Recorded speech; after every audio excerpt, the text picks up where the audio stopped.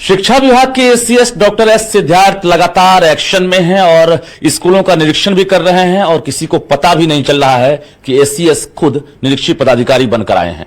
लेकिन इस बीच भौतिक रूप से न सिर्फ स्कूली व्यवस्था का निरीक्षण करते हैं बल्कि कई चीजों को इन्होंने बारीकी से देखा है, जिसमें आप देख सकते हैं कि टीचिंग लर्निंग मटेरियल भी है, जिस मटेरियल को लेकर जो है अब इन्होंने एक नई पहल शुरू की है। यानी जो शिक्षा विभाग की तरफ से मापदंड तय किए गए हैं, जो निर्धारण किया गया है, उसके आधार पर अब सभी प्रखंडों में यह वितरण हो रहा है कि नहीं, इसको लेकर इन्होंने क्या प्रयोग किया है, क्या पहल की है, सीधी बातचीत करेंगे। साथ ही किशनगंज जिले में जो है अब ऑडिट होगा, यानी स्पेशल ऑडिट कराने की भी जो एक तरह से अब इन्होंने अब शुरुआत की है। जरा बातचीत करेंगे। सर, क्या लग रहा है कि आप जब से ज्वाइन किए हैं कुछ न कुछ नया प्रयोग और बड़ा एक्शन लिया? कोई नया एक्शन नहीं है।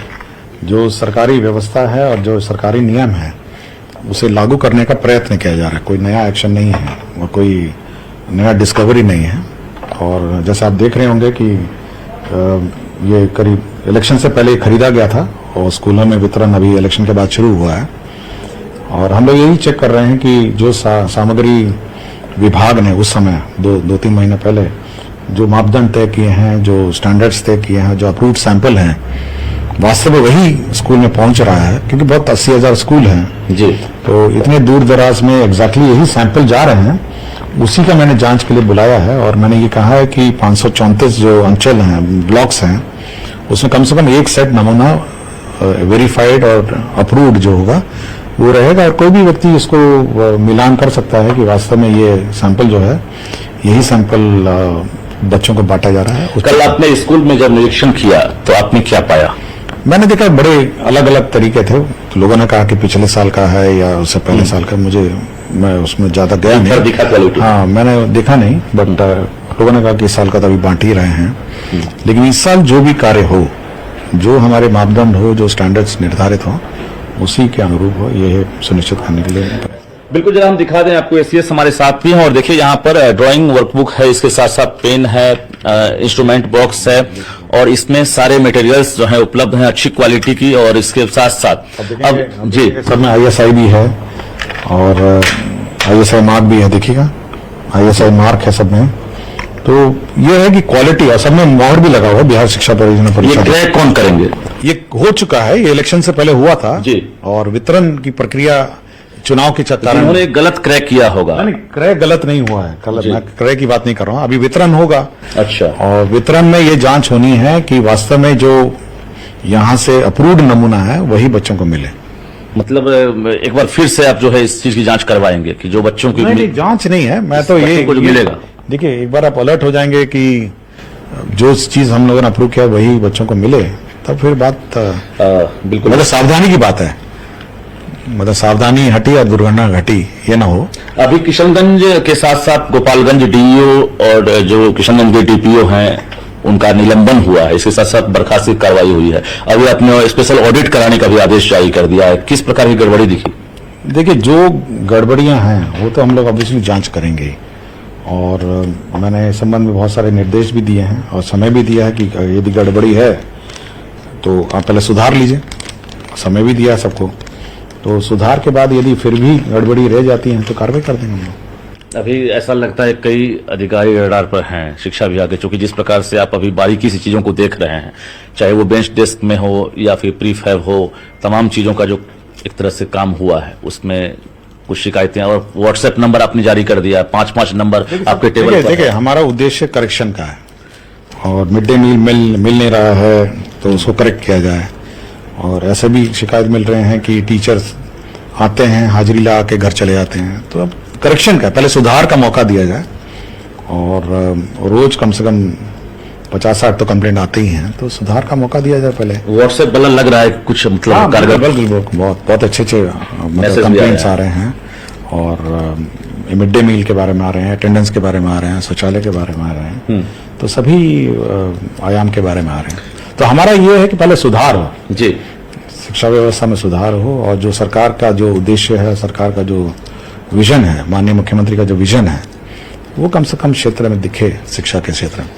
एक जानकारी चाहिए कि जिस प्रकार से ऑनलाइन अटेंडेंस को लेकर आपने एक नया प्रयोग किया है, लगभग कई जगह से जो है ऑनलाइन अटेंडेंस बन भी रहा है। लोगों को डर है कि हो सकता है अटेंडेंस ऑनलाइन ना बने तो वेतन अवरुद्ध हो जाएगा, उसको लेकर क्या कहेंगे? देखिए, आपको आश्चर्य होगा कि आज के दिन 92% स्कूल ने अटेंडेंस लगा दिया है, 92।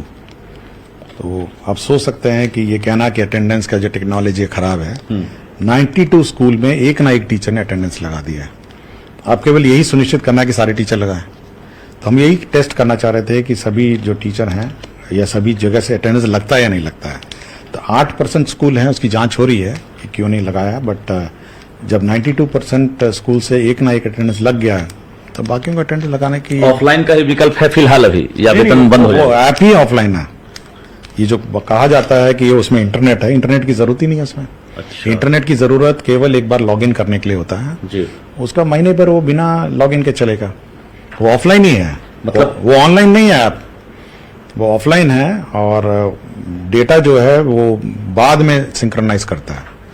वो एक बार लॉगिन में वो मांगता है, आपका इंटरनेट मांगता है, वो तो कभी भी आप कहीं पे भी टारगेट है 100% अचीव हाँ, करना। आप घर पे अपना लॉगिन कर सकते हैं जहां इंटरनेट है। और जब स्कूल जाएंगे तो आपको इंटरनेट की जरूरत ही नहीं है, वो ऑफलाइन ना। वेतन तो बंद नहीं होगा अभी ना, जुलाई इस पर विचार करेंगे। पहले हम अभी देख रहे हैं, अभी तो संख्या देख रहे हैं जी। अभी इतनी संख्या 92% स्कूल ने अपनी अटेंडेंस लगा दिया है। कल पटना में जिस प्रकार से आप गेट खटखटाकर एक पेरेंट्स के रूप में आप पहुंचे थे, एक मतलब आश्चर्यचकित करने वाला एक वीडियो सामने आया था। तो क्या लग रहा है कि एससीएस पटना के अलावा भी कहीं भी कभी भी निरीक्षण कर सकते हैं? इसको लेकर क्या टीचर हों या अधिकारी हों सभी को अलर्ट रहना चाहिए कि एससीएस कभी भी कहीं भी जा सकते हैं?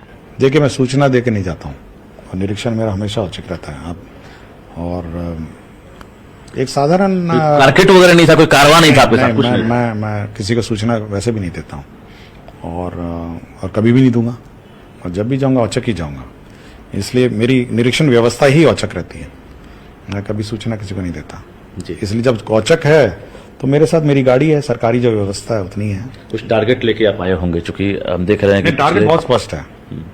टीचर समय पे स्कूल जाएं, पढ़ाई अच्छी हो, बच्चे अच्छा पढ़ें, पेंटिंग, सिंगिंग, ड्राइंग, आपका स्पोर्ट्स में अच्छे रहें और टीचर भी एंजॉय करें और बच्चे भी एंजॉय करें। बहुत सिंपल मेरा उद्देश्य है। और हमारी सरकारी जो व्यवस्था है वो इसी को सुनिश्चित करने के लिए, मतलब ऐसा नहीं है कि हमारी सरकारी व्यवस्था अन्य कोई काम नहीं करे, बस ये सुनिश्चित करने के लिए।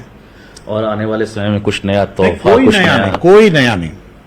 ये पिछले मतलब सदियों से ये चला रहा है कि टीचर को समय पे आना है, टीचर को पढ़ाना है, समय पे आना है और समय पे जाना है। वीसी वगैरह हम देख रहे हैं, सिस्टम तो आपके यहाँ है, लेकिन धीरे धीरे उसमें अब जो है वीसी तो बंद कर दिया हम लोग। वीसी अब नहीं कर रहे हैं। नहीं। अच्छा, वो जो केवल मंगलवार को डिपार्टमेंटल वीसी होता है जो डिपार्टमेंट पदाधिकारी करते हैं, और मेरा सप्ताह में एक घंटे का वीसी होता है।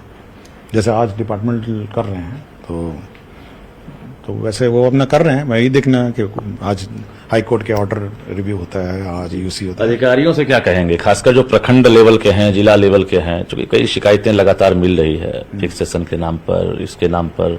तो बहुत सारी चीजें हैं जो भाई फिक्सेशन नहीं करेंगे तो पैसा देना होगा, ये बहुत सारी चीजें हैं। तो एस सिद्धार्थ तो ज्वाइन कर लिए हैं और तकनीकी रूप से बहुत मजबूत हैं, डबल पीएचडी हैं, IITN हैं, सिर्फ IAS नहीं है। तो इसका कुछ फायदा जनता को? भाई, अब लोगों को ये मतलब शिकायत नहीं आनी चाहिए, और मेरे शिकायत प्राप्त करने का बहुत स्रोत है। मतलब ऐसा नहीं है कि कोई मैं सरकारी व्यवस्था से प्राप्त हूँ, बहुत सारे स्रोत हैं, बहुत पब्लिक है, रोज मिलती है। तो मोबाइल भी है, कॉल सेंटर भी है, चलते चलते कोई भी बोल देता है। तो इसलिए ओपन कार्यालय है। और कुछ टारगेट अभी बहाली वर्क कोई टारगेट सरकार ने निर्धारित किया अभी जो सरकार। एक साथ कई पद पर हैं आप, तो क्या लग रहा है एक बड़ी चुनौती आपके लिए भी होती होगी कि यहाँ भी स्मूथली काम करना नहीं है? मैं तो बहुत बार रहा हूँ, ऐसे कोई पहली बार नहीं है कि मैं अनेक पद पर ना रहा हूँ। स्मूथली काम चल रहा है, चल ही रहा है, दिख नहीं रहा है। आज बैठ के मैं पेन और पेंसिल मिलान कर रहा हूँ, होता है। और ये मैं जो बच्चे देख रहे हैं आपको, जो टीचर सुन रहे हैं, उनसे क्या कहना चाहेंगे? कई सवालात हैं, अगर आप इजाजत दें तो। बहुत सिंपल है कि पूरी व्यवस्था में बच्चा सबसे मोस्ट इंपॉर्टेंट मतलब स्टेक होल्डर है, ठीक है ना। सबसे पहला स्टेक होल्डर बच्चा है, और मैं बार बार कह रहा हूं, ये शिक्षा विभाग सरकारी व्यवस्था का विभाग नहीं है, बच्चा है इसका सबसे इंपॉर्टेंट स्टेक होल्डर, उसके बाद टीचर आता है और उसके बाद जो स्टेक होल्डर बनाइए, लेकिन सबसे पहला बच्चा है, उसके बाद टीचर है। 2-3 चीज पर मुझे लगता है कंप्रोमाइज आप नहीं करेंगे, बच्चों की पढ़ाई से, टीचर की टाइमिंग से और टीचर का क्वालिटी ऑफ एजुकेशन से, चौथा समय पर सैलरी और corruption at block and zero tolerance. Zero tolerance.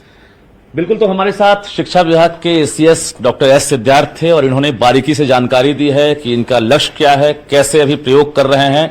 दूसरी बड़ी बात है कि इन्होंने इशारों में अधिकारियों को और शिक्षकों को भी एक तरह से चेतावनी दे दी है कि हम कहीं भी कभी भी जा सकते हैं, इसको लेकर हम किसी को जानकारी नहीं देंगे, हमारा जब भी होगा औचक निरीक्षण ही होगा। कैमरामैन सुबोध के साथ रजनीश कुमार, न्यूज 18 पटना। और इस वक्त बड़ी खबर आ रही है झारखंड से, जहां पर हेमंत सोरेन की झारखंड के मुख्यमंत्री चंपाई सोरेन से मुलाकात हुई है। करीब